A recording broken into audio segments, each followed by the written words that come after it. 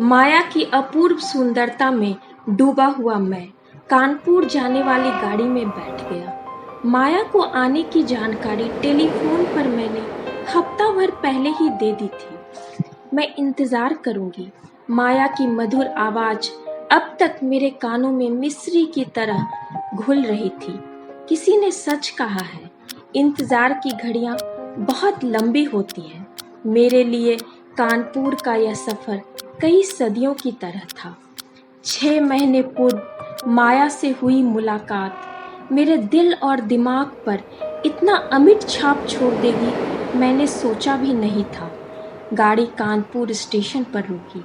Hello दीपक, मैंने पीछे पलट कर देखा। माया खड़ी थी। उसने उछलकर मुझे गले लगा लिया।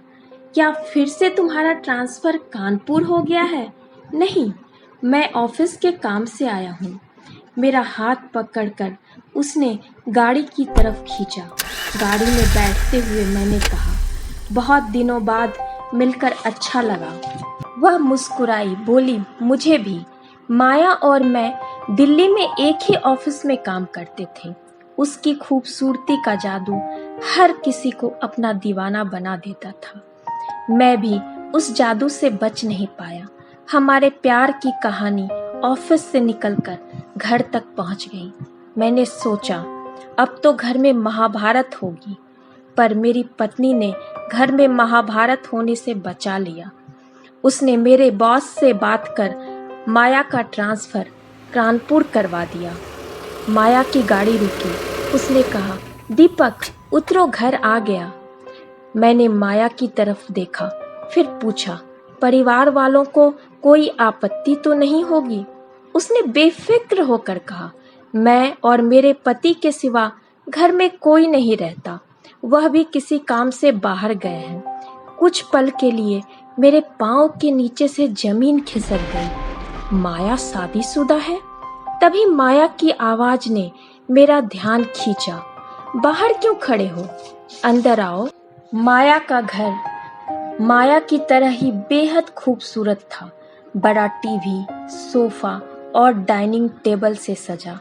दीपक बैठो ना, कहते हुए माया ने पानी का ग्लास मेरे हाथों में पकड़ा दिया।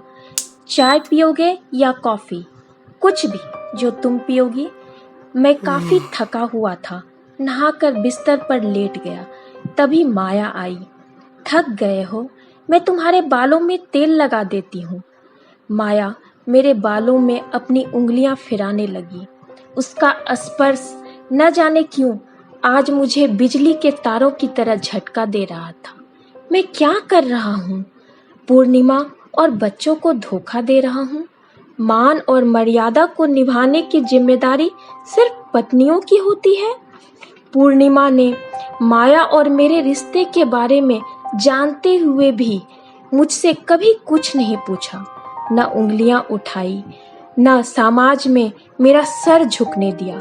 वह माया की तरह खूबसूरत नहीं है तो क्या, वह मेरी जीवन संगिनी है। मैं झट से बिस्तर से उठा। माया, 10 बजे मेरी ट्रेन है, खाना तो खाकर जाओ, फिर कभी खाऊंगा, कहकर मैं सामान लेकर बस स्टैंड की तरफ रवाना हो गया। बस पकड़ी और घर वापस आ गया। पूर्णिमा की अच्छाई ने आज मुझे पथभ्रष्ट होने से बचा लिया।